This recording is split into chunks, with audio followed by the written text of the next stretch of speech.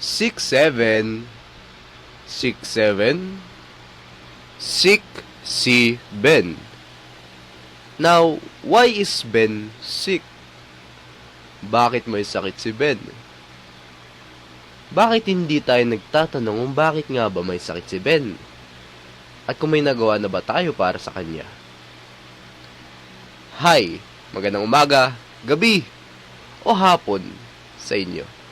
Ako si Mer, or formerly called as Jose Elmer Bigay Jr. And today, we're going to take a deep dive on the meaning of sick si Ben. One thing to get out of the way first, ay kinakailangan naman malaman. Wag na nga lang, wag mo na malaman. One shocking thing to know first is that Ben never really died of wars. He never really died of politics. But he died because of his sickness. Vincent! Now let's take a time machine and go back in time in 1740, where Benjamin Franklin was still 21 years old and got his first attack of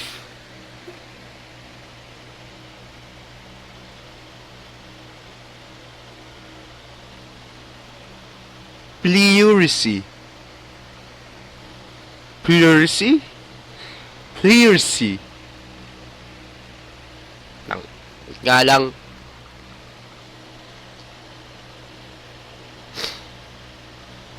Wait lang.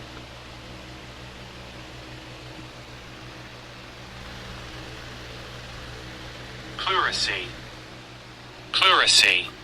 Baka di nyo narinig eh. Wait lang. Pleurisy. Pleurisy. So, ayun nga! Nasagot na natin kung ano ang sakit ni Ben. Ngayon, bakit siya nagkasakit? Bakit nga ba nagkasakit si Ben? And why is Ben sick? Bakit sick si Ben? Why sick si Ben? Tangina na nga ako. Sa ilalim ng puti Nagkasakit si Ben para mamatay siya. Bakit sa namatay si Ben? dilaw na This is where buwan. Namatay siya sa pleurisy, di ba? Ang pleurisy kasi ay sobrang sakit. Imagine mo, wait lang, binabasa ko script ko eh.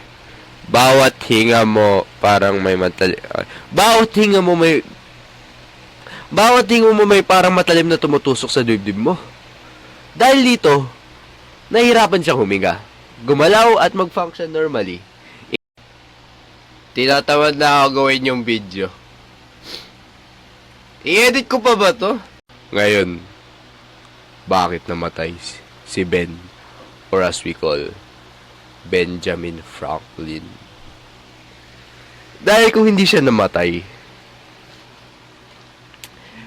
ay sabihin lang natin, sa pagkamatay ni Benjamin Franklin, nawala ang isa sa mga pinaka-experienced at respected na leader sa Amerika. O diba? Alam mo ngayon ko nalaman, this is a very, very stupid video.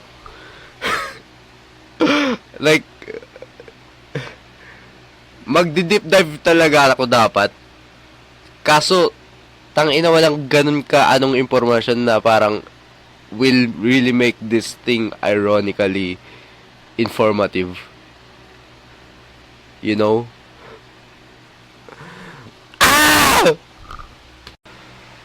I am so sorry, bro.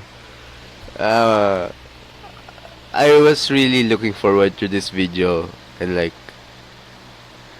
ang ganda sana, no? Sick si Ben. Bakit nga ba sick si Ben? Bakit nga ba may sakit si Benjamin Franklin? Wala lang, nagkaroon lang siya ng sakit, namatay siya. Sayang. Sayang, maganda sana leaders ng Amerika ngayon kung nabuhay lang ng onti si Benjamin Franklin. Siguro nabuhay ng onti si Benjamin Franklin, walang Donald Trump ngayon. Siguro lang, sinasabi ko lang naman eh. Anyways, this is once again Mer. Thank you for watching. I'll be posting again. This is your favorite Chinito saying goodbye now. Bye, bitch. Ayaw. No, but seriously, babay. Anyways, sa May 1, alis kami. So, my plan for daily videos might not continue. I'll try to post every day. Takin na ba ako makapirate ako? Anyways, I'll try to post every day.